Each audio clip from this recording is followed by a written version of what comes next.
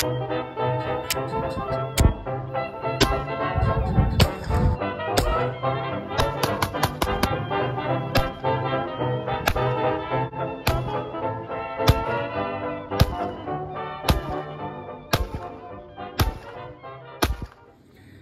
guys, Baron here, and today we're going to talk about the Savage pistols, the 1907, the 1915, and the 1917. Now these are all in 32. They did make them in 380, but for this video we're just going to cover the 32 models.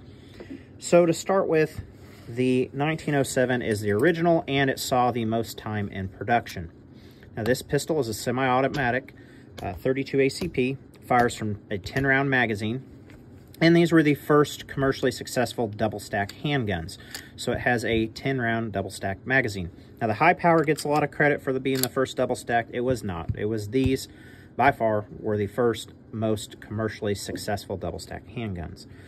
Now, there's a few neat features on this gun. To start with, it has a hammer. However, it is not hammer-fired. It is actually striker-fired. The hammer is just there to show that the firearm is loaded. And back in the day, while there were many hammerless or striker-fired pistols, people in general kind of wanted a hammer. That's what they were used to, especially coming from revolvers. So Savage incorporated that.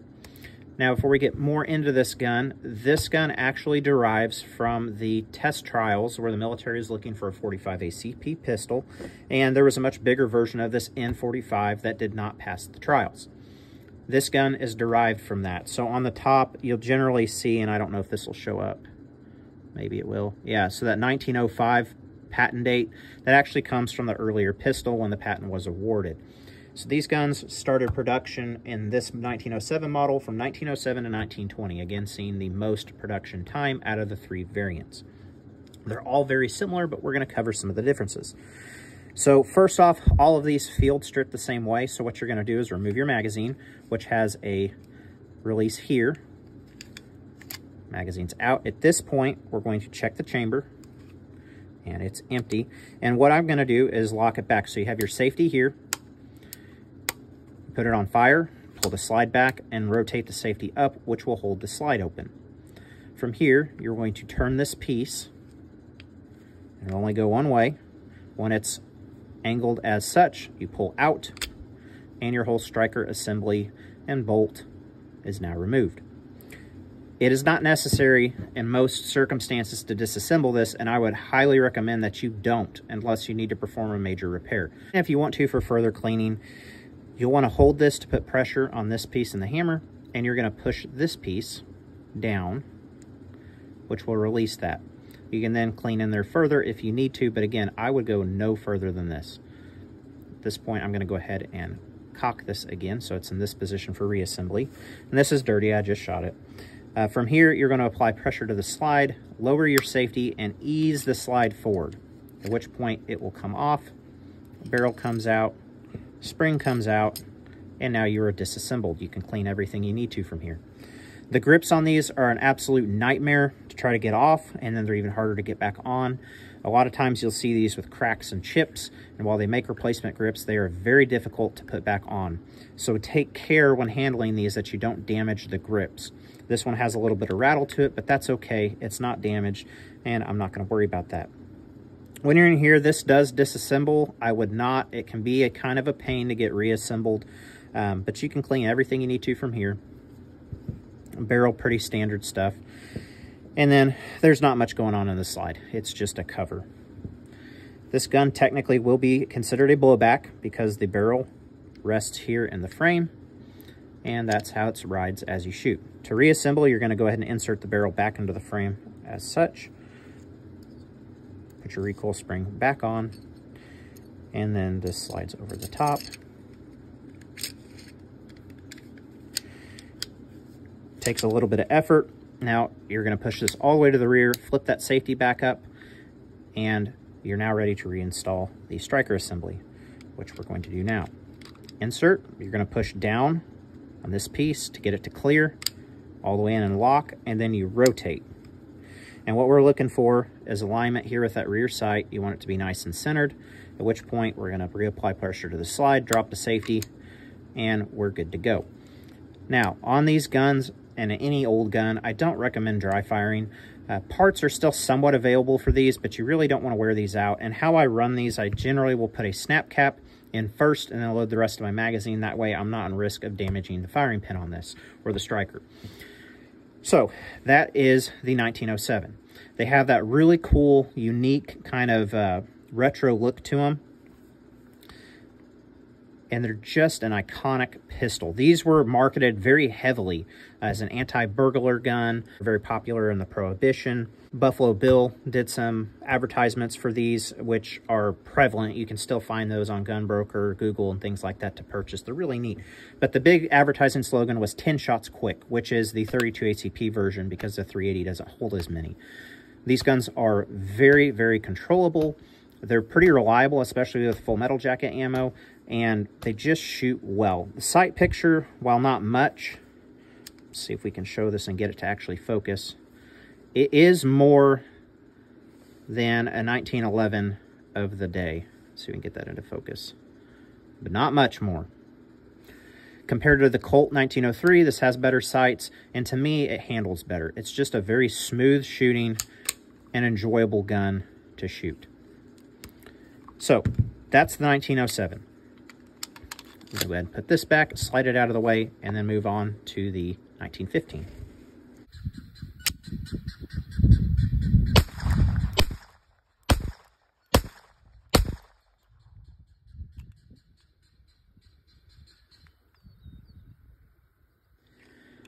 So the 1915 was intended to replace this model, and they made some pretty big improvements to it, as they did during the entire production of this gun. After the first few years, they made some serious changes to how the gun actually works, and that, we'll get into the variations and things of that, but that's probably too much for this video. But they did make some mechanical updates to this design as it was in production, and that carried over to this gun where they made even more changes. So the 1915 is the rarest of the three to find. They only made it in 32 from 1915 to 1916, and there's some really unique and cool features to this gun, and I really wish they would have produced this one more. So first off, you're going to notice there is no exposed hammer. Again, striker-fired gun, you don't need that. However, that wasn't very popular because people have become accustomed to this. In addition, you now have a grip safety, just like on a 1911. So you have your safety here and your grip safety. In theory, makes it safer to carry. It uses the same style heel release and same 10-round magazine, although this one has been repaired at some point. But same thing, 10 shots at 32 ACP. The unique thing to this gun is if I had the correct magazine, because the 1915s use their own magazine, is on the last shot, they would actually lock open. Now, this is using a standard 1907 magazine, so it won't. But if you have the correct magazine for the gun, it will lock open on the last shot. And there's a little piece that would go here to accomplish that. However, it doesn't work with this magazine, and so it has been removed. The grips are the same on this. As you can see, they slide in, so no big difference there. The frame's basically the same other than the addition of the grip safety, and then your hammer is now hammerless. Disassembly is exactly the same on this.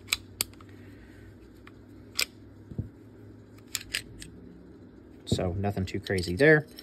And then to reassemble, we just drop this back in. Sometimes easier said than done, especially when you're on camera.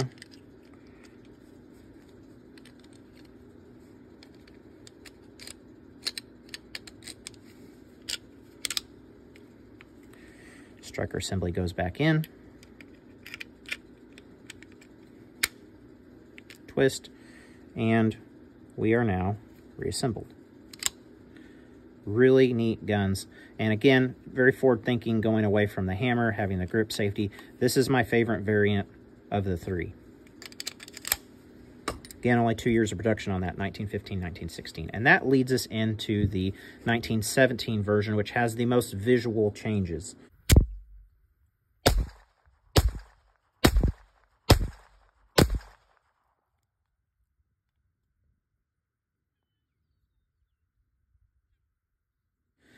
So, same thing here. It's still using a 10-shot magazine in the 32 model, and all these magazines will interchange.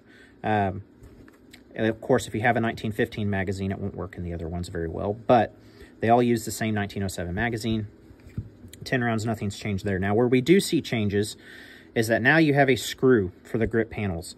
So if you do crack panels on this one, much easier to replace. Also, the grip is now wider as compared to the 1907. You can kind of see that. Okay, much wider grip. Magazine release is still located in the same area. We've went back to having the hammer. I get that to focus.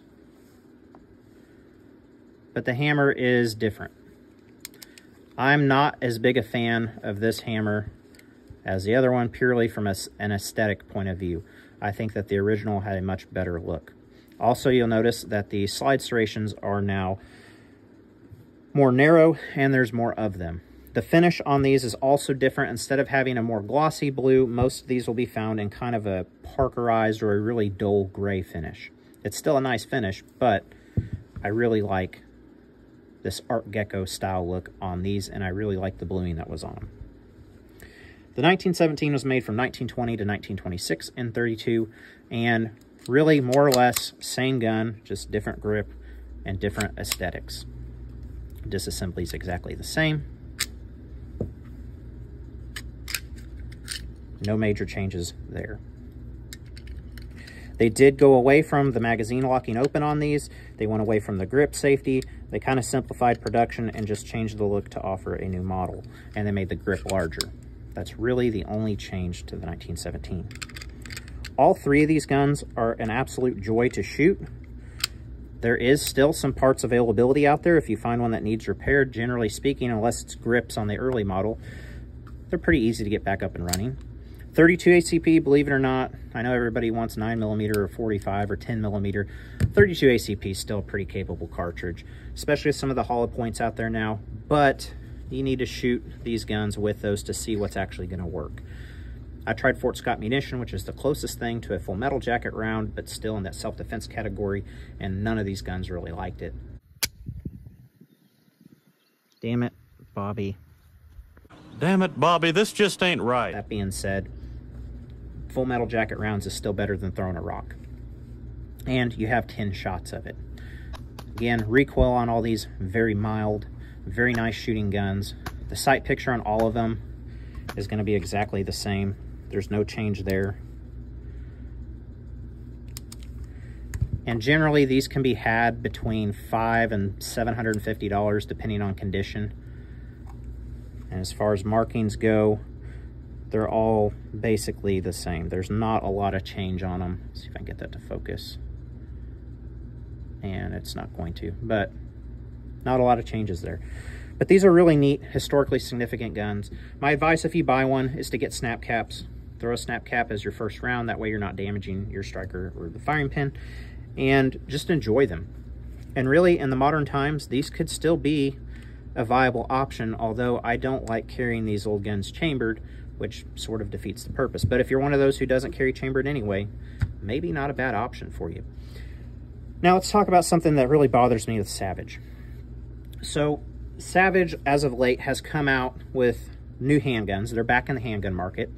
From what I understand, they bought the Honor Guard line of pistols, which were great when they came out, back when everybody was using single stack, small 9mm carry guns. But now we're in an age where you have micro compacts that are double stacked.